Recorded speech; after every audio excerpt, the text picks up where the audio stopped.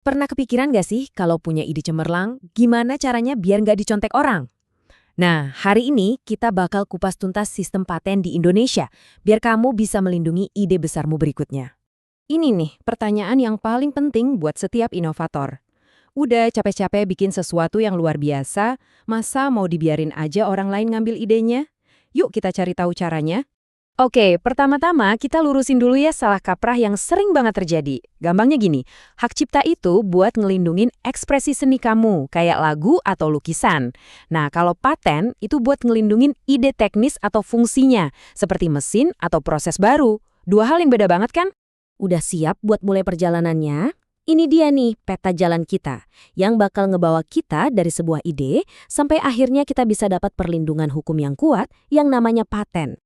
Jadi sebenarnya apa sih yang dianggap sebagai sebuah penemuan atau invensi di mata hukum? Yuk kita bedah.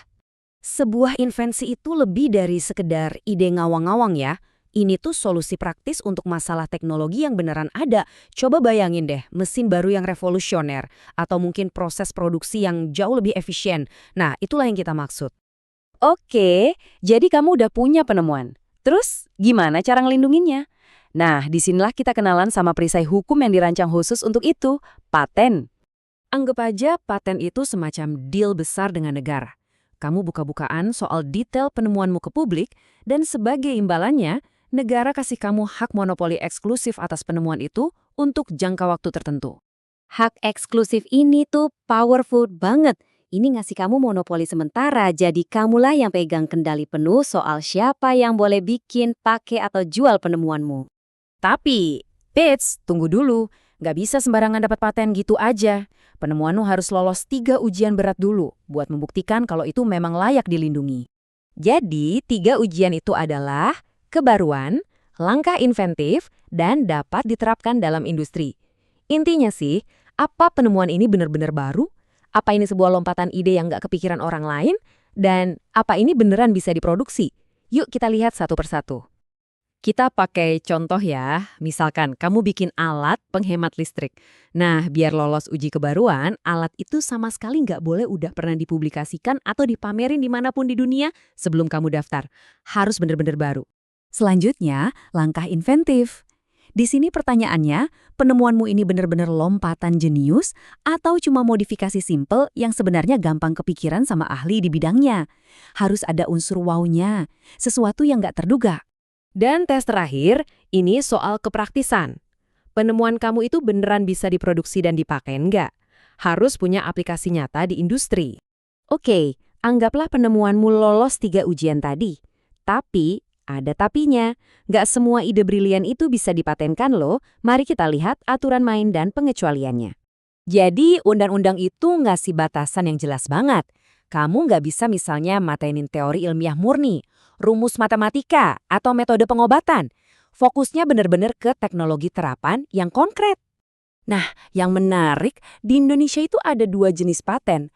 Ada paten standar, ini buat penemuan-penemuan yang kompleks dan benar-benar baru, yang ngasih perlindungan sampai 20 tahun.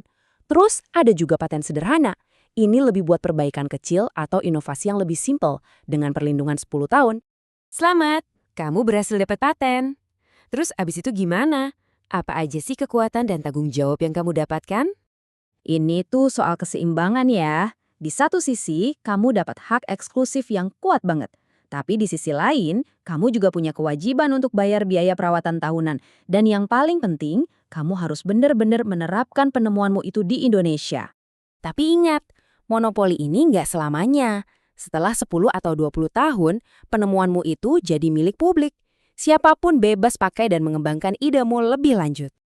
Dunia teknologi kan lari kencang banget ya, dan ini pastinya bikin sistem paten juga menghadapi tantangan-tantangan baru. Nah, salah satu pertanyaan terbesar sekarang ini, gimana hukum kekayaan intelektual harus mengatur ciptaan yang nggak sepenuhnya dibuat oleh manusia? Bidang kayak AI dan bioteknologi ini benar-benar ngubah permainan. Mereka nggak cuma ngetes batas-batas yang ada, tapi juga maksa kita mikir ulang, sebenarnya apa itu invensi, dan bahkan siapa atau apa yang bisa disebut sebagai inventor.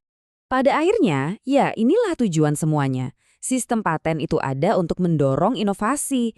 Sistem ini ngasih penghargaan buat para inventor yang mau berbagi kejeniusan mereka, yang nantinya bakal jadi bahan bakar buat penemuan-penemuan hebat selanjutnya. Nah, ini yang jadi pemikiran penutup kita. Di era AI dan bioteknologi yang serba cepat ini, kira-kira ide hebat apa ya selanjutnya yang bakal dapat paten? Dan yang lebih bikin penasaran, siapa atau apa yang bakal diakui sebagai penemunya?